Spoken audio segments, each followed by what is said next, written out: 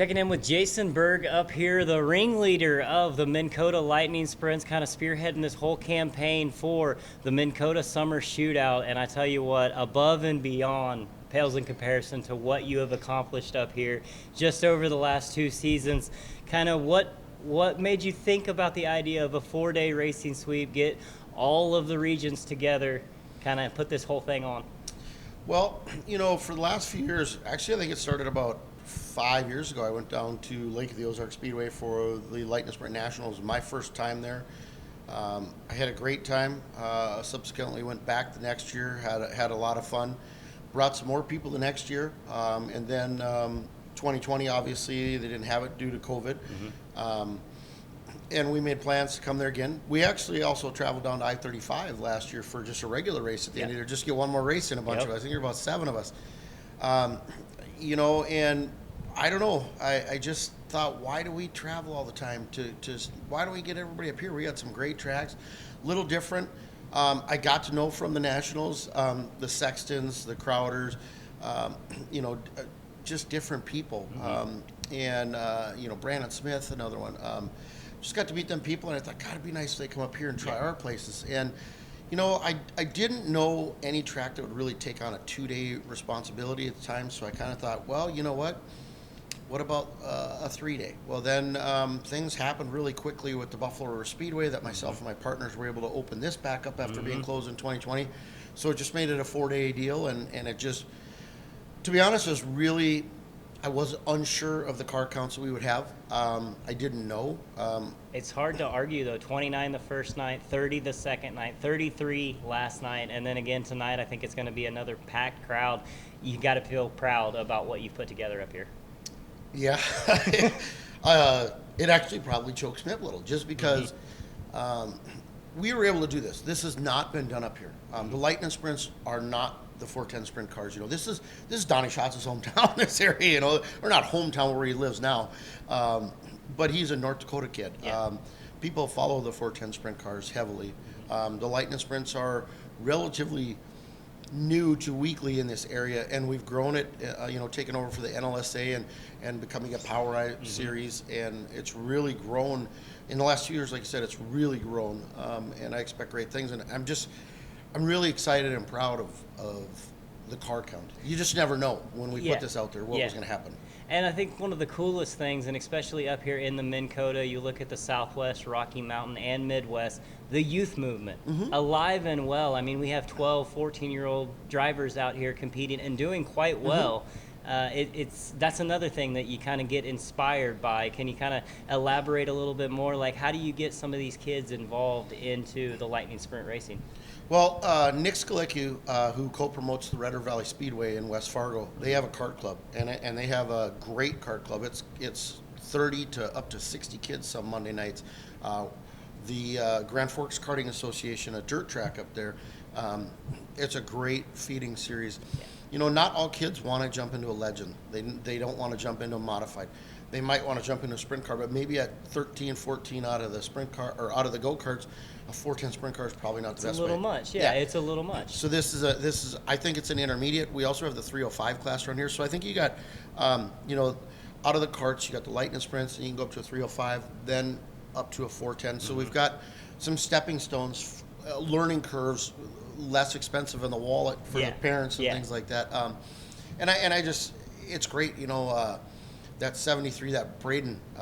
Chiramonte, he is fast. Yes, he is. Good sitting kid. right there within, I want to say, like 5 points of the championship for the week. And you look at the different regions coming up here, like I was mentioning, the Southwest, Rocky Mountain, Minn-Kota, and Midwest, and the top 5 separated by 8 points coming into the final night. And you have representatives from just about every single region right there. You look at the first 2 nights. 3 different series on the podium.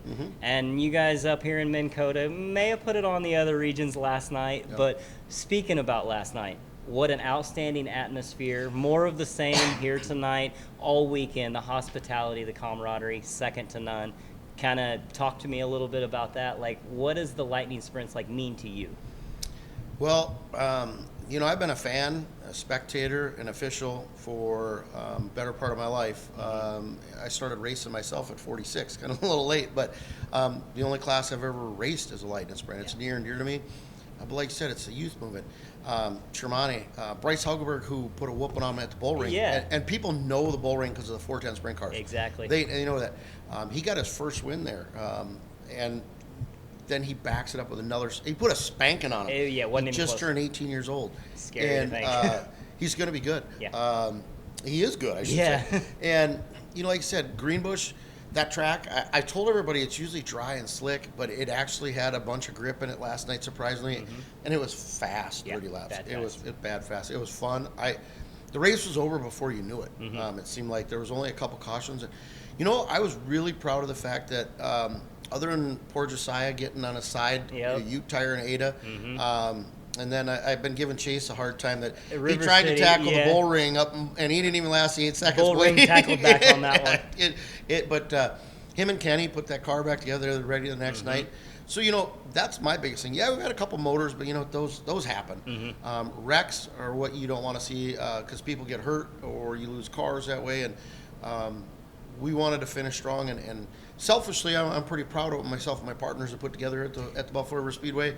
But, all of them have unique characteristics. Ada, it's over 105 years old, that track, an old horse track, big track, fast. River City speaks for itself. Yeah, absolutely. And then last night at Greenbush, outstanding. But let's kind of talk a little bit about tonight. Buffalo River Speedway, you're talking about how it's near and dear to your heart. I came in not knowing what to expect, and I am completely overwhelmed by just how amazing this facility is. What does it take to keep this operation going week after week? A lot of great people. I've got 4 great partners. One of them, Dev's out working the track right now. He's been working it all week, getting it ready for this. We got 3 other partners that are involved in some way, shape, or form. Jeanette does everything behind the scenes that people do not see. We just have a ton of people here. I think we employ 42 people on race day. Wow, yeah. And a lot of them help during the week. And they are just a great team of people. And, I just happen to be, the person out front in the face because I talk a lot, and I like to talk to people. I mean, a friend of mine, he stated it really well one day. He doesn't like to go to the mall at Christmas time because he doesn't like too many people. Yeah. He goes, I watch you at intermission with 1,000 people here, and you're at home.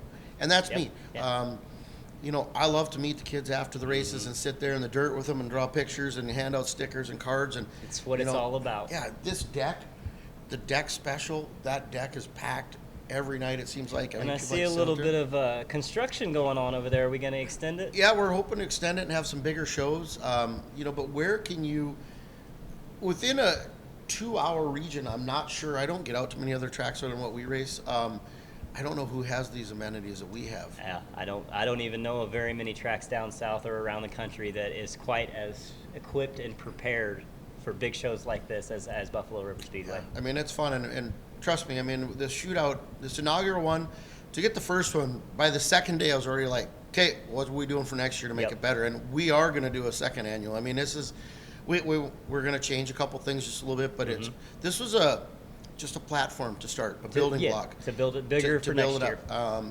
Eventually, I want to host something as big as Lightning Sprint Nationals where we have 50 cars, and we have, 1,500 to 2,000 to win every night. And, that's my goal. Trust me, I work hard at this to try to do it. I'm a proud participant and a proud supporter of Lightning Sprints. I mean, like you said, the youth movement. Dominic Crocker. That's another one, 12 years old. Yeah, just about turned 30, but he's running micros, he's running karts, and, he's just new to the Lightning Sprints this last week. Yeah, picked up the car Monday. Yeah, but, I followed him for a few laps and held his line. I knew where to go when I was around him. I wanted to see, though. Yeah, I knew what to do, and then you got 80-year-old Lawrence Verlerud. Yeah. Didn't start racing until he was 70 years old, and he's out there, and he was competing, hanging with the boys last night. He's had several wins. He hurt his back a few weeks ago at River City's in a little mishap, and then unfortunately I think he lost a motor last night. But it's just a testament. I told these guys, I've gotten to know Chris Crowder and Kenny Bowers and Chase Fisher and Brent Sexton really well over the last few years, just through Facebook keeps us all in touch. Yeah, we follow up on each other. Does. These guys were streaming our races. just to see what the tracks were like as much as they could, especially here.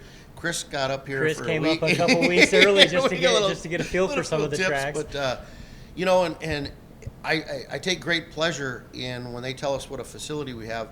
And again, it's not just me; it's some great partners we have. But this is my baby. This is my thing. This is spent a lot of time here, and I'm asking any of the guys that help out or the people that were helping fill in while we were gone this week.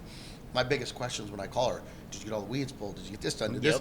It's all about appearance and things to get them here. The racing. It'll keep him here. That'll keep him here. Yeah, exactly. It's just give him that knockout, first thing. The one thing Chris said when he got here, he's like, I don't like them yellow tires. Not many people are a fan of them Ute tires. They're pretty common up here. We actually were joking, Alan, that we were going to line up. There's a whole stack of them up there. We were going to line them up on turns 1 and 2, and then we were going to spray paint Crowder's name on them. Call it Crowder Corner, but we never got around to it. But, something for next year. Yeah, I like to do digs like that stuff. But I tell you what, I'm not going to tip my hat, but we got some surprises in store for tonight. This is, man, I'm just in awe to be racing with these guys. Sheldon Creed's here. Sheldon Creed, yeah. We didn't even talk about that. Yeah, we didn't talk about him. The Truck Series champion, Sheldon Creed, racing with us here, and it's kind of cool to see. It is very cool. And I have to thank that to Brent Sexton, too, because they're friends, and I guess they stayed at his grandparents on the way up here, down by Sturgis on the way up here. I mean, but it's so cool. These guys came from, I don't know, what is California? 26 hours drive, something like that? It's just unreal. And, I have to take a second and say I was very touched and honored that Jeff Berg made a one-day trip up here, with his mom passing away, and he had personal family things to take care of tonight, but he made it. And I tell you what, when he walked up to say hi to me last night, and he's like, "Hey, bud," and I looked at him like, yeah. What are you doing? I kind of had the same feeling where I seen him in the pits and I had to do the double take. No. Like, yeah, that's amazing to see. But he goes, Mom wanted me to be here, and this was the right place to be tonight. But we got to turn around and head back. But made the feature, hard charger in the feature last night, and then turned around and went back to Missouri today. And in heat race, it was just like the first time we were at Ozarks. We were battling in the back. We had a bad heat race, both of us, but we were slide jobbing each other and just having fun, and we laughed about it last night, and but that's what this is about. It's about hanging out with these guys is fun, and the racing has been, like you said, phenomenal. And I haven't even looked at the points, Alan. I'm pleased that I made the show 3 nights in a row. That's a feat in itself. But I heard that the points are really tight, and I said I don't want to know. When Amanda and Jeanette hook up here in a little bit with Cassie, and they get it all figured out, then maybe I'll want to know. It's less than 10 points among the top 6. I do know that. Wow. Yeah, so it's very close. The racing action tonight going to be action-packed, just as always with the lightning sprints. And again, car number 100, Jason Berg. Jason, I can't thank you enough for sitting down and talking to me today. You bet. Hey, thanks for coming, you guys. We really appreciate having you. Thank you, buddy. Brock done a good job. Cassie is always out there. She does a great job. And I'll tell you what, we're gonna have a lot of fun tonight, you guys. Oh, it's going to be a good one.